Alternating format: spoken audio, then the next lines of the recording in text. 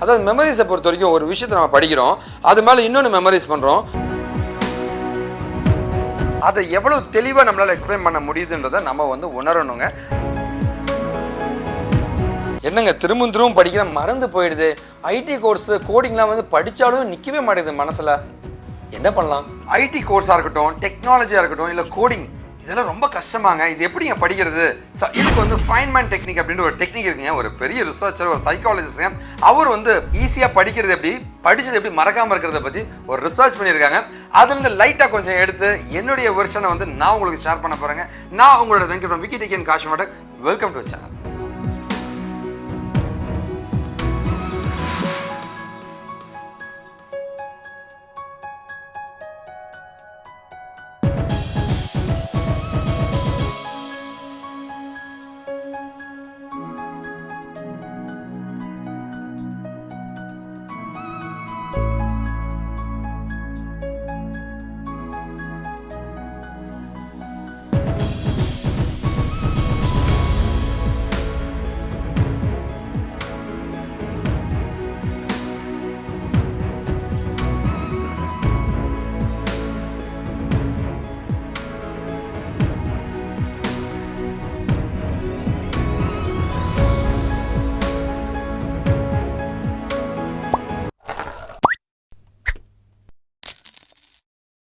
ஒரு விஷயத்தை நம்ம மறக்கக்கூடாதுன்னா ஃபெய்ன்மேன் டெக்னிக்கோடைய பாயிண்ட் என்னன்னு கேட்டீங்கன்னா டோன்ட் மெமரைஸ் திங்ஸுங்க.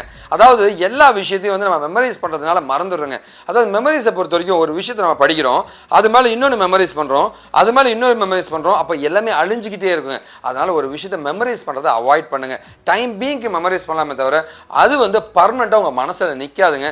ஸோ மெமரைஸ் பண்ணுறது எப்போவுமே ஒரு ஃபெயிலியர் மாடலாக தான் இருக்குங்க. ஒரு விஷயத்தை படித்தாச்சுங்க, அதை சிம்பிளாக எப்படி எக்ஸ்பிளைன் பண்ணுறது தான் நாம் தெரிஞ்சுக்கணுங்க. ஒரு சிம்பிளான வேர்ட்ஸில் நம்மளால் எக்ஸ்பிளைன் பண்ண தெரிஞ்சிருக்கணும். அதை ப்ராக்டிஸ் பண்ணுங்கள். அண்ட் அப்பார்ட் ஃப்ரம் தட் பார்த்தீங்கன்னா அந்த சிம்பிளான வேர்ட்ஸை எக்ஸ்பிளைன் பண்ணும்போது அதில் கொஞ்சம் டெக்னிக்கல் வேர்ட்ஸை ஆட் பண்ண ட்ரை பண்ணுங்கள். ஒரு விஷயத்தை நாம் லேர்ன் பண்ணிக்கணும், அதை ப்ராக்டிஸ் பண்ணணும்னு நினச்சினா கண்ணாடி முன்னாடி நம்ம சொல்லி பார்த்தோன்னா போதும், ஆட்டோமேட்டிக்காக நீங்கள் ப்ராக்டிஸ் ஆகுங்க. ஸோ உன் முகத்தை பார்த்து நீ ஒவ்வொரு முறையும் ப்ராக்டிஸ் பண்ணும்போது ஈஸியாக ஒரு விஷயத்தை புரிஞ்சுக்க முடியும், ஈஸியாக அதை எக்ஸ்பிளைன் பண்ண முடியும். இன்டர்வியூன்னு ஒரு விஷயம் வந்துச்சுன்னா கிராக் பண்ணுறதும் உங்களுக்கு ரொம்ப ஈஸியாக இருக்கும். ஃபெய்ன்மேன் டெக்னிக்கோட 4வது முக்கியமான பாயிண்ட் என்னன்னு கேட்டிங்கன்னா ஒரு விஷயத்தை உன்னால் எக்ஸ்பிளைன் பண்ண தெரியலன்னு வச்சுக்கேன், அப்படின்னா அதை நீ ஹை ஃபோக்கஸ் பண்ணணும்னு அர்த்தங்க. அதை எவ்வளோ தெளிவாக நம்மளால் எக்ஸ்பிளைன் பண்ண முடியுதுன்றதை நம்ம உணரணுங்க. அதை அப்படியே ப்ராக்டிஸ் பண்ண உன்னால் எக்ஸ்பிளைன் பண்ண முடியாத தெளிவாக நீ எக்ஸ்பிளைன் பண்ணிட்டினாவே நீ ஜெயிக்கிறதுக்கான வாய்ப்புகள் அதிகமாகிடுச்சுன்னு அர்த்தங்க. ஒரு விஷயத்தை படிக்கும்போது அந்த ஒரு பாயிண்ட்டை மட்டும் நம்ம படிக்காமல் அது சம்பந்தமான இன்னும் கொஞ்சம் அட்வான்ஸான நிறைய விஷயங்கள் நம்ம லேர்ன் பண்ணும்போது நாம் இன்னும் அதிகமான புத்திசாலியாக மாற முடியுங்க. ஸோ அந்த கான்செப்டை மட்டும் படிக்காத அது ரிலேட்டடான இன்னும் பியாண்டான கான்செப்டை பற்றி நிறைய விஷயங்கள் தெரிஞ்சுக்கும் போது இந்த விஷயம் வாழ்க்கையில் உங்களுக்கு மறக்கவே மறக்காதுங்க. என்னதான் ஒரு விஷயத்தை நம்ம புரிஞ்சுக்கிட்டாலும் அதை ப்ராக்டிக்கலாக செய்யும் போது தான் அந்த ரியல் டைமோட மேட்ச் பண்ண முடியுங்க. ஸோ கண்டிப்பாக ப்ராக்டிஸ் பண்ணுறது நீங்கள் எப்படி பண்ணால் ப்ராக்டிக்கலாக ப்ராக்டிஸ் பண்ணுங்கள்.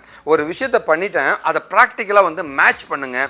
மேட்ச் பண்ணிவிட்டு அதை ப்ராக்டிக்கலாக செஞ்சு பார்க்க பாருங்கள். ஓகேவா? ஒன்று ரியல் டைம் வேர்ல்டோட நீ எப்போல்லாம் ஒரு விஷயத்தை மேட்ச் பண்ணுறியோ அது சாகிற வரைக்கும் உனக்கு மறக்காதுன்றது தான். இதுதான் ஃபெய்ன்மேன் டெக்னிக்கோட முக்கியமான 6வது பாயிண்ட்டுங்க. நீங்கள் இந்த ஃபெய்ன்மேன் டெக்னிக்கை மட்டும் பயன்படுத்தினா போதுங்க, கண்டிப்பாக எந்த விஷயத்துலையுமே நீங்கள் சாதிக்க முடியுங்க. ஐடி கோர்ஸாக இருக்கட்டும், கோடிங்காக இருக்கட்டும், இது எல்லாமே சாதாரண ஒரு விஷயந்தாங்க. நாம் அதை புரிஞ்சு படித்தாங்க. ஒன்றே ஒன்று தான் நம்ம மறந்துடுறோம். ஒரு விஷயத்தை படிக்கிறோங்க, புரிஞ்சுக்க ட்ரை பண்ணுறோம், அதை செஞ்சு பார்க்குறது இல்லைங்க. அந்த ப்ராக்டிக்ஸுங்க, அந்த ப்ராக்டிக்கல் நாலேஜுங்க, இது மட்டும் உங்களுக்கு இருந்துச்சுன்னா நீங்கள் ஜெயிக்கிறத யாராலையும் தடுக்க முடியாதுங்க. இந்த மாதிரி டெக்னாலஜி நீங்கள் படிக்கணும், ஈஸியாக படிக்கணும் அப்படின்னா கண்டிப்பாக நீங்கள் என்னை காண்டாக்ட் பண்ணலாங்க. படிக்க நீங்கள் தயாராக இருந்தால் சொல்லித்தர நான் தயாராக இருக்கேன். கண்டிப்பாக அந்த வீடியோ படிச்சு நம்பிக்கையோடு முடிக்கிறேங்க. நன்றி, வணக்கம், வாழ்க தமிழ்.